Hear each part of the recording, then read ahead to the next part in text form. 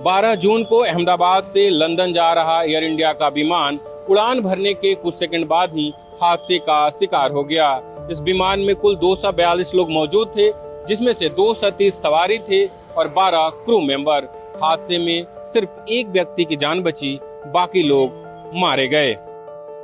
इस विमान हादसे में सिर्फ उनकी ही मौत नहीं हुई है जो उसमें मौजूद थे। जिस जगह पे विमान गिरा उसके आसपास के भी कई लोगों की मौत हुई है। कोई अपना आधार कार्ड ठीक कराने आया था, कोई नौकरी पर जा रहा था, कोई नौकरी से वापस आ रहा था। कुछ लोग ऐसे थे जो मेस के अंदर खाना बना रहे थे और कुछ खाना खा रहे थे। यह कहानी उन लोगों के बारे में है जो इस हादसे में मारे गए और विमान में सवार नहीं थे।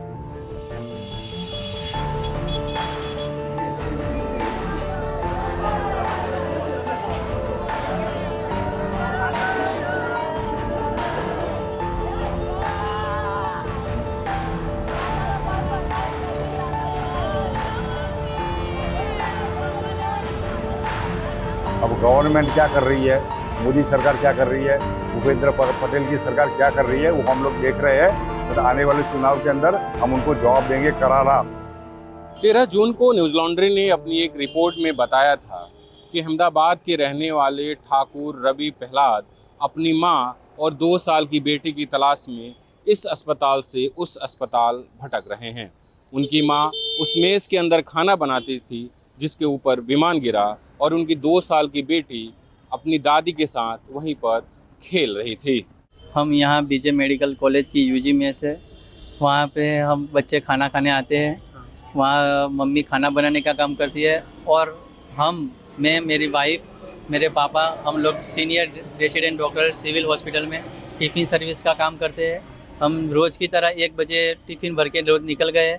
यहाँ से फिर टिफ़िन रखते रखते पीजी में हमको ऐसा पता चला कि यहाँ आग लगी है 1200 बेड। और हम देखने आए तो 1200 बेड आग नहीं लगी थी, आग अतुल्यम में लगी थी। पर ऐसा पता नहीं चल पाया था कि विमान क्रैश हुआ है। कल से आज तक अभी तक मेरी मम्मी और मेरी 2 साल की लड़की का अभी तक कोई पता नहीं चल रहा है। रवि और उनका परिवार अपनों की तलाश में इधर उधर भटकता रहा। इसी बीच उन्होंने सिविल अस्पताल में डीएनए सैंपल भी दे दिया। 2 दिनों तक जब कोई खबर नहीं मिली तो 14 जून को यहाँ के मेघाड़ी नगर थाने में उन्होंने एक गुमशुदगी की शिकायत दर्ज कराई। इसी बीच 18 जून की शाम को रवि को एक फोन आया जो सिविल अस्पताल की तरफ से था और बताया गया कि आपका डीएनए मैच हो गया है। एयर इंडिया के हादसे में रवि की मां और 2 साल की बेटी मारे गए। 19 जून की सुबह दोनों का शव सिविल अस्पताल से मिला, जिसको लेकर परिजन अहमदाबाद के प्रेम दरवाजा के पास स्थित अपने घर ले गए। वहां पर अंतिम दर्शन के लिए शव को रखा गया। अंतिम दर्शन भी क्या, अपनों का आखिरी बार परिजन और रिश्तेदार चेहरा नहीं देख पा रहे हैं।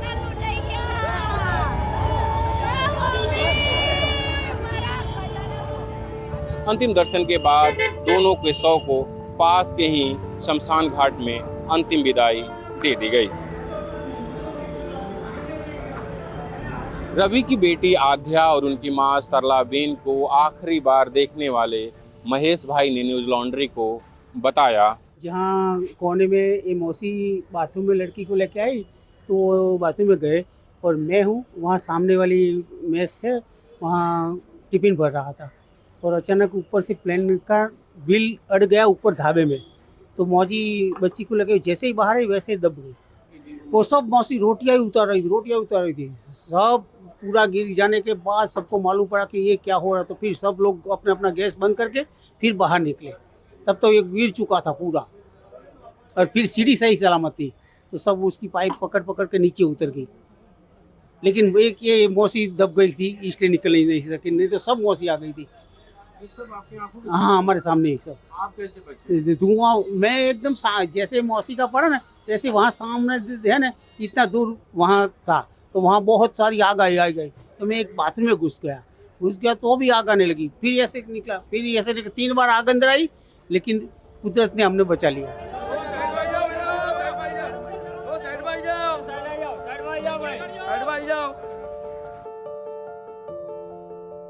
12 जून की दोपहर अहमदाबाद के ताज होटल में काम करने वाले रणवीर सिंह चावड़ा अपने घर आए और अपनी पत्नी चेतना चावड़ा को लेकर आधार कार्ड ठीक कराने के लिए निकले। आधार कार्ड में उनका नाम गलत लिखा हुआ था। वो एक्चुअल में ताज उम्मेद है, एयरपोर्ट सर्कल पे होटल है, वहाँ वो परचेज डिपार्टमेंट में काम कर रहे थे। और फ्री टाइम के अंदर लंच के टाइम पे उसने उसकी वाइफ को फ़ोन किया कि मैं आ रहा हूँ और थोड़ा आधार कार्ड जो भी चेंजेस करना है उसके लिए मैं आ रहा हूँ, आप मेरे साथ में आइए। उनको लेके निकल रहे थे, वही टाइम पे ये सब प्रॉब्लम हुआ है। वो जो रोड से निकल रहे थे वहाँ ब्लास्ट हुआ एक्चुअल में वही समय पे, और ब्लास्ट होते ही दोनों एक्सपायर हुए। हर एक एविडेंस वहाँ से ही मिला है, दोनों के मोबाइल भी वहाँ ही लास्ट लोकेशन दिखा रहे। उनका जो गाड़ी था उसका भी जीपीएस लोकेशन था, उसका भी वहाँ से ही लोकेशन दिखा रहा है। उनका लास्ट आधार कार्ड भी वहाँ से ही मिला है। जब देर शाम तक रणवीर और उनकी पत्नी घर नहीं पहुंचे तो उनके परिजनों ने तलाश शुरू की। फोन का लोकेशन निकाला गया तो वो घटना स्थल के पास का मिला। फोन बंद था। उसके बाद परिजन सिविल अस्पताल पहुंचे और उन्होंने डीएनए सैंपल दिया। एक्चुअल में ऐसा हुआ कि जो मेरे साले की डीएनए थी वो मैच हो गई, वो आज से 3 दिन पहले मैच हो गई थी, लेकिन उनकी वाइफ को मैचिंग होते हुए आज मैचिंग हुई है नॉर्मली। अब गवर्नमेंट क्या कर रही है, मोदी सरकार क्या कर रही है, भूपेंद्र पटेल की सरकार क्या कर रही है, वो हम लोग देख रहे हैं। तो आने वाले चुनाव के अंदर हम उनको जवाब देंगे करारा। मैं भी एक करनी सैनिक हूँ। 3 दिन से 500 आदमी वहाँ बैठे थे इकट्ठे होके कि आज बॉडी आए, आज बॉडी आए, सब सगे सब बंदी बराबर। आज हमको 3 दिन के बाद में बॉडी मिली है और आज दोनों का अंतिम संस्कार एक जगह पे हो रहा है।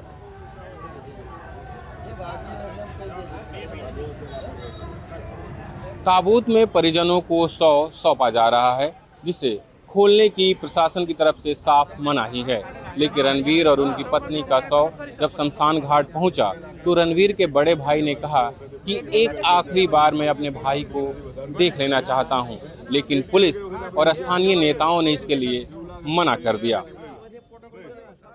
हमारी इच्छा थी कि हम अंतिम संस्कार देख लेके उनका, लेकिन उनका प्रोटोकॉल था नहीं देख सकते। मैंने कोई बात नहीं, मत देखने दीजिए और क्या। और हमारी इच्छा थी सीएनजी में करने की, लेकिन भाई की जो बड़ी वो कॉफिन बड़ा था उसके अंदर आ नहीं रहा था। मेरा हम करना है तो हमको सब एक ही करना है, या तो लकड़े में उनका अंतिम संस्कार करें या सीएनजी में, फिर लकड़े में कर दिया। अहमदाबाद कॉरपोरेशन के एक सीनियर अधिकारी ने बताया कि रणवीर लंबी कदकाठी के थे और शरीर जल जाने के कारण वो फूल गया था, जिसके कारण बड़ा ताबूत बनाया गया था। रणवीर सिंह चावड़ा और चेतना चावड़ा के 2 बच्चे हैं। उनकी बेटी की शादी इसी साल फरवरी महीने में हुई थी। वहीं एक 10 साल का बेटा है। मेरे तो क्या है कि छोटा उसका लड़का है छोटा और उनकी लड़की है दोनों। अभी ऐसे सुन लिया कि उनके सर से माँ बाप का छाया उठ गया। मैं तो हूँ, लेकिन फिर भी जो माँ बाप की जो उनकी ज़रूरत है वो तो मैं पूरी नहीं कर सकता। मैं उसका बड़ा पापा हूँ, उसकी बड़ी मम्मी बड़ा पापा, लेकिन माँ बाप की जो है वो मैं पूरी नहीं कर सकता कभी।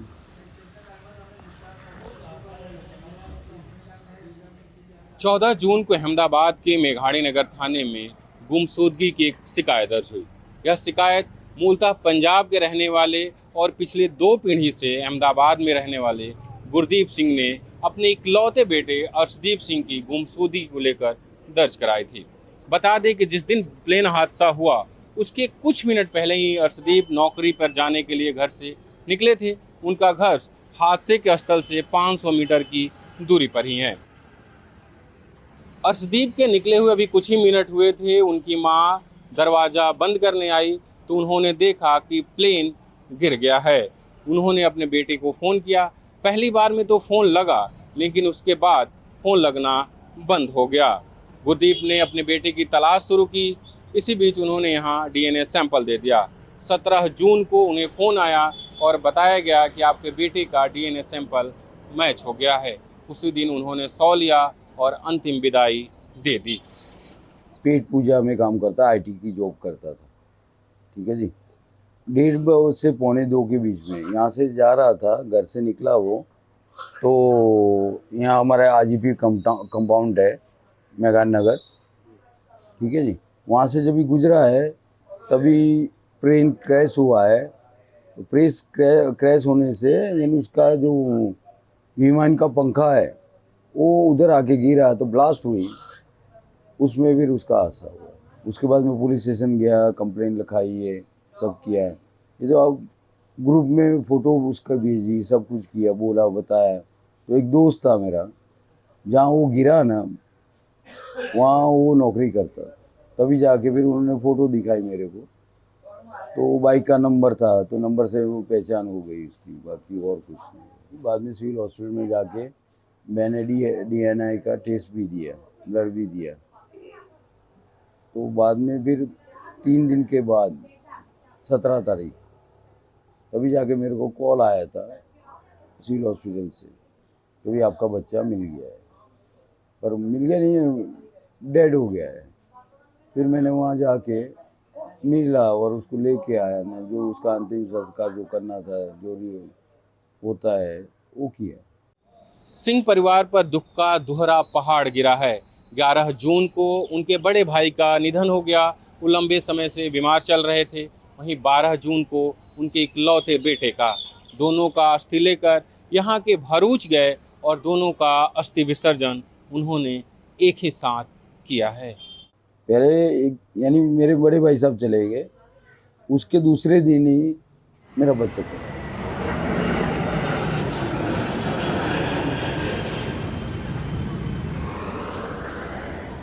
लंबे समय तक एयर इंडिया के कार्गो विभाग में काम करने वाले राजेंद्र भाई पाटनकर पिछले 3 साल से गुजरात इंडस्ट्रियल सिक्योरिटी फोर्स में गार्ड के तौर पर काम कर रहे थे। वो एयर इंडिया से रिटायर थे। जहां एयर इंडिया का विमान गिरा उसके आगे ही डॉक्टर्स का अपार्टमेंट है। वो उस दिन वहीं ड्यूटी पर थे। गुजरात इंडस्ट्रियल सिक्योरिटी फोर्स के वरिष्ठ अधिकारी गिरीश ठाकुर बताते हैं। तो अतुल्यम 4 बीजे मेडिकल हॉस्टल पर पाटनकर राजेंद्र भाई फर्ज पर हाजिर थे। उसी दौरान बचाव कार्य में आगे निकलते आग में झुलस गए और उनको तत्काल हॉस्पिटल एडमिट करना पड़ा। और कल तारीख 18 5:15 के लगभग उनकी डेथ हो गई। 19 जून को उनका शव परिजनों को सौंपा गया। उनके शव के साथ गुजरात इंडस्ट्रियल सिक्योरिटी फोर्स के दर्जनों जवान उनके घर तक गए। वो हर काम में हमारे साथ में खड़े रहते थे, चाहे छोटा हो या बड़ा, और हमको जानकारी भी देते थे जो काम की, कि भाई ये काम तुम कर रहे हो तो इस तरह से करो तो इससे बेहतर होगा। और जो भी काम हो, चाहे सोशल हो, सामाजिक हो, तो सब में वो खड़े रहते थे। यानी अतुल्यम 4 पिन की ड्यूटी थी सेम टाइम, और ये हादसा हुआ था उधर आधा घंटे का उनका ये डिफरेंस था यानी। और 6 दिन ये एडमिट थे और ये 7वें 8वें दिन में ये वेल्टिंग ट्रिप आया अचानक। हादसा होने के बाद में ये करीबन 15 घंटे वेल्टिंग ट्रिप पे रहे, फिर रात को फिर इनकी डेथ हो गई।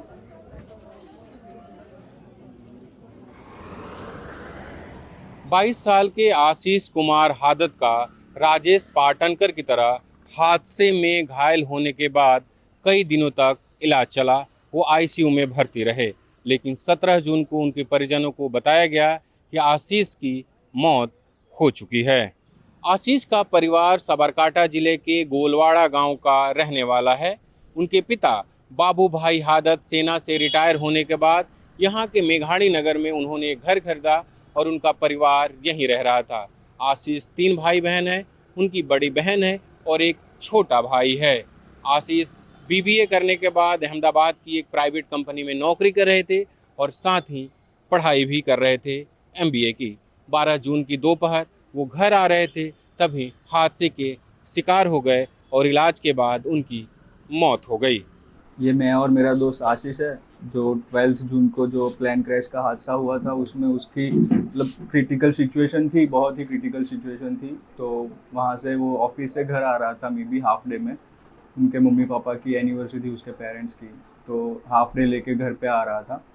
और जैसे ही वो वहाँ से निकला तो वहाँ पे प्लेन क्रैश का हादसा हुआ। जैसे ही ब्लास्ट हुआ वो सब ऑयल और जो भी पेट्रोल वगैरह था वो उसकी बॉडी पे गिरा, तो मुंह और पैर पे सब गिरा था। तो बहुत ही क्रिटिकल सिचुएशन थी। फिर मेरा जो एक फ्रेंड था उसको जिसका फ़ोन आया था वो वहीं पे मौजूद था, तो उसने 108 में बिठा के वहाँ पे सिविल पे उसको भेजा।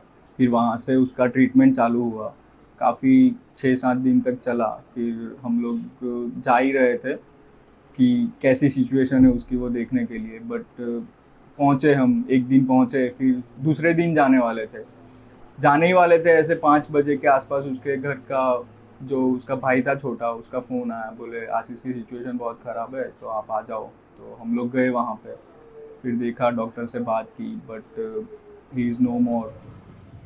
आशीष का परिवार उनकी अंतिम क्रिया के लिए गांव जा चुका है, लेकिन उनके आसपास के रहने वाले आशीष को याद कर कर रो रहे हैं। हमारा तो घर जैसा, ये पूरा परिवार घर जैसा रिलेशन है। हम अभी दुख सहन नहीं कर पाते भैया, ऐसी बात हो गई। हम हमारी आंखों के सामने हमारा बच्चा चला गया, बोलो क्या करें। खाना भी खा नहीं सकते, खाना 2 रोटी खाता है, कोयला ने पेट में डाला ऐसा हो जाता है, क्या करें।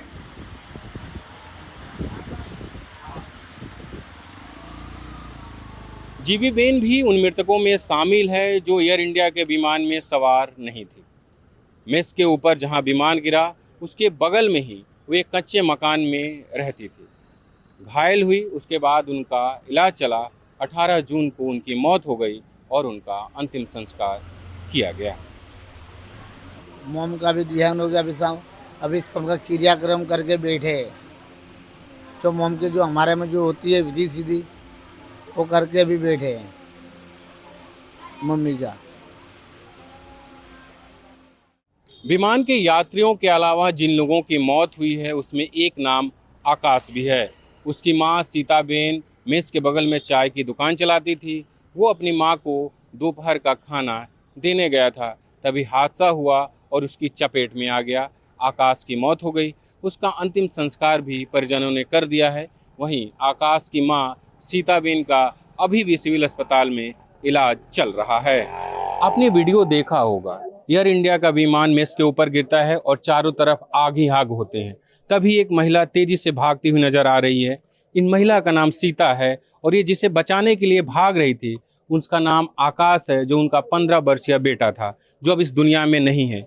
सीता खुद भी इस दुर्घटना में घायल हो गई और वो अभी सिविल अस्पताल के आईसीयू में भर्ती है। लड़का मैं घर पे था, चाय की केतली पे उनका टिफिन लेकर लड़के को मैंने भेजा। वहाँ पर मेरी बीवी खाना खा रही थी, लड़का पर खटिया पर सो रहा था।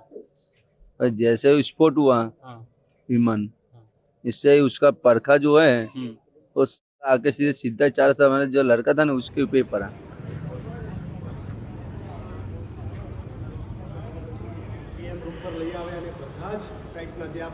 हर शाम को सिविल अस्पताल प्रशासन की तरफ से प्रेस कॉन्फ्रेंस कर जानकारी दी जाती है कि अभी तक कितने डीएनए सैंपल मैच हुए हैं, कितने परिजनों को 100 सौंपा गया है, कितने 100 अभी सौंपे जाने बाकी है।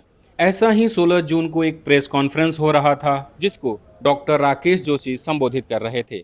पत्रकारों ने उनसे सवाल पूछा कि अभी तक जितने 100 सौंपे गए हैं, उसमें से कितने यात्रियों के थे और कितने बाहरी लोगों के जो आसपास मौजूद थे। तो डॉक्टर राकेश जोशी ने कहा कि ऐसा कोई आंकड़ा हमारे पास मौजूद नहीं है। The numbers which you are giving, it is of overall database, right? Passenger plus non-passengers. See, we don't know and nobody knows actually. Now, 19 जून की शाम 6 बजे एक बार फिर doctor Rakesh Joshi press conference करने आए। तब हमने उनसे सवाल पूछा कि अभी तक जो मृतक पाए गए हैं, उसमें से कितने वो हैं जो यात्री नहीं थे। तो उन्होंने सुनिए क्या बताया।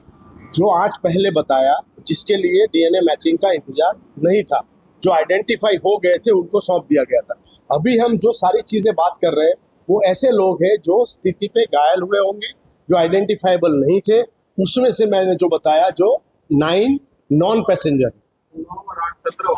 नहीं, 8 पहले बिना आए थे वो, और ये 9 है, वो पैसेंजर नहीं है। 19 जून की शाम 6 बजे प्रेस कॉन्फ्रेंस में डॉक्टर जोशी ने जिन 9 मृतकों का जिक्र किया, उनके परिजनों और रिश्तेदारों से हम मिले और ये जानने की कोशिश की कि वो इस हादसे के कैसे शिकार हो गए। इसके अलावा डॉक्टर जोशी ने 8 और मौतों का जिक्र किया। उन्होंने बताया कि इनके बॉडी को देने के लिए, इनको 100 को देने के लिए किसी तरीके के डीएनए सैंपल की ज़रूरत नहीं थी। ये 8 लोग, जो 8 मृतक हैं, उसमें से 4 MBBS के छात्र थे, 2 फर्स्ट ईयर के और 2 सेकेंड ईयर के। वहीं एक और डॉक्टर थे जो अपने किसी रिलेटिव से मिलने यहाँ आए हुए थे। बचे 3 वहाँ पे रहने वाले जो हॉस्टल है डॉक्टर्स के लिए, उसमें रहने वाले लोग थे।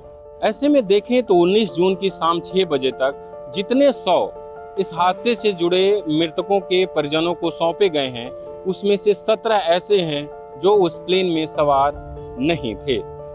अभी तक ये सरकारी आंकड़ा सामने नहीं आया है कि इस हादसे में कितने लोग मारे गए हैं। लेकिन पुलिस और स्वास्थ्य विभाग की तरफ से जो जानकारी मिल रही है सोर्स के जरिए, मृतकों का आंकड़ा 270 के आसपास है। अभी इसमें से 215 ही शवों की पहचान हो पाई है, अभी और शवों की पहचान होगी और बहुत मुमकिन है कि उन मृतकों की भी संख्या बढ़ सकती है जो प्लेन में सवार नहीं थे। अहमदाबाद से न्यूज़ लॉन्ड्री के लिए बसंत कुमार की रिपोर्ट।